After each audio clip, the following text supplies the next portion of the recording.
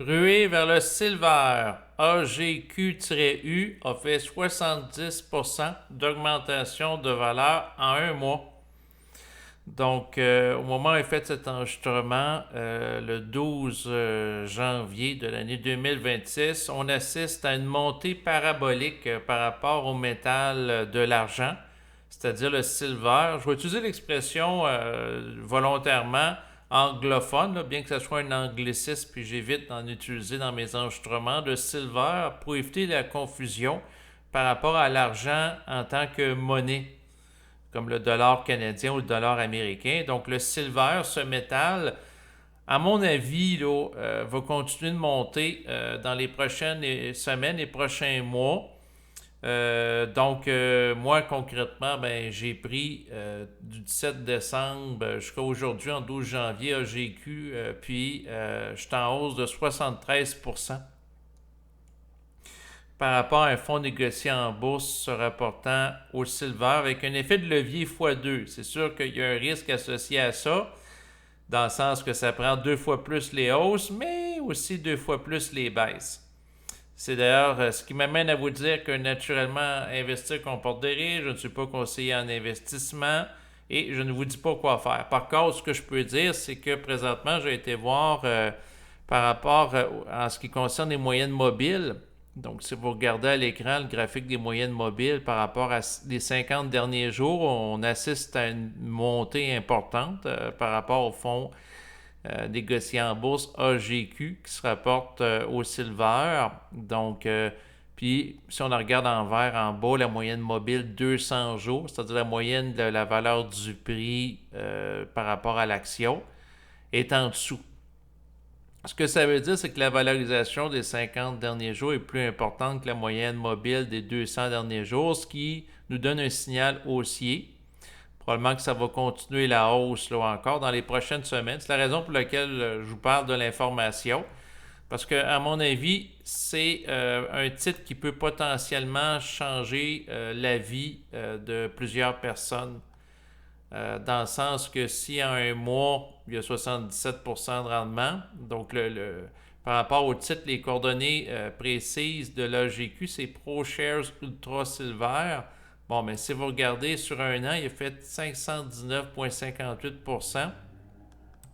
Donc, quelqu'un qui, par exemple, en prend pour 1000$, bon, ben, 519,58$, c'est qu'on multiplie ça par 5. Donc, le 1000 devient à peu près 5000$, 10 000, 50 000, 100 000, 500 000.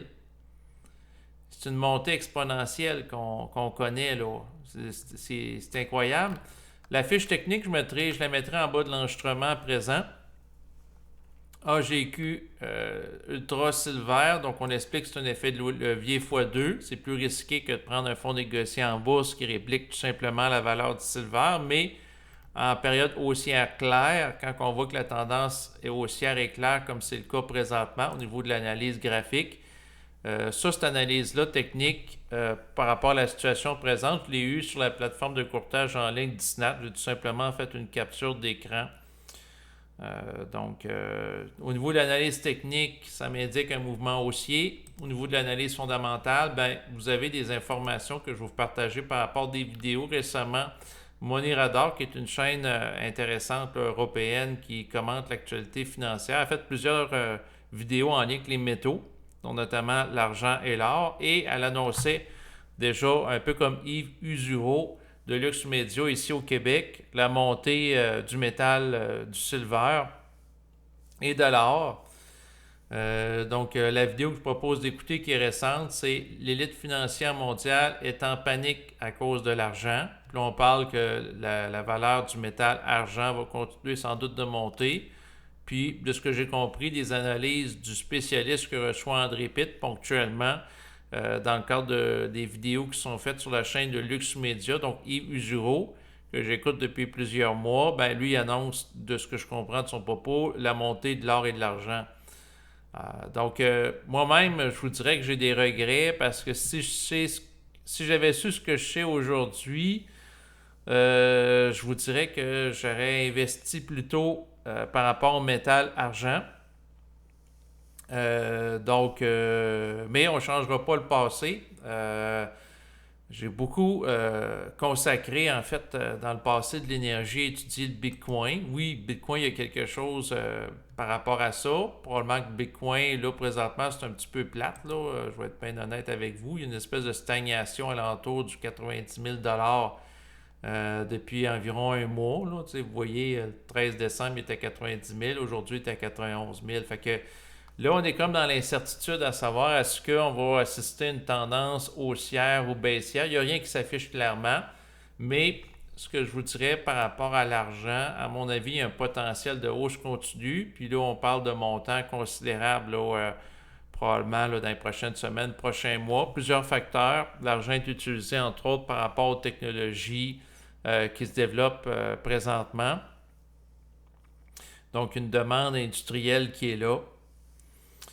Et puis, on va voir là, qu'est-ce qui va advenir. Là. Ça va être un dossier à suivre, mais je voulais comme en parler à travers une capsule vidéo parce que je trouve que c'est quelque chose de particulier qui se passe présentement là, pour attirer l'attention du public.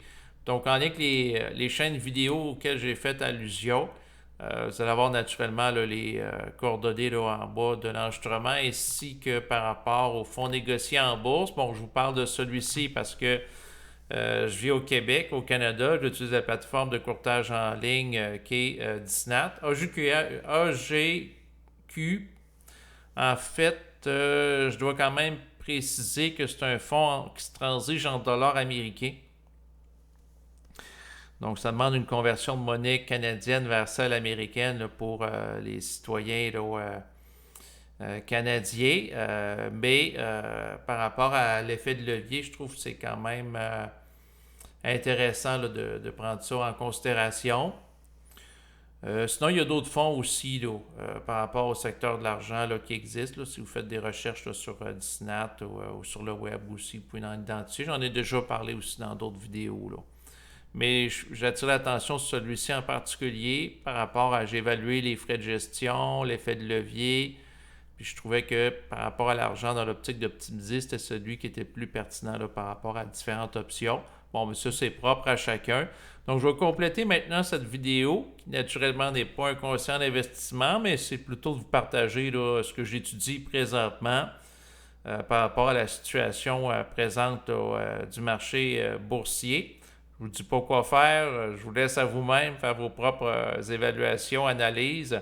Et je vous remercie de votre écoute et vous dis à bientôt pour un autre enregistrement. Bye bye.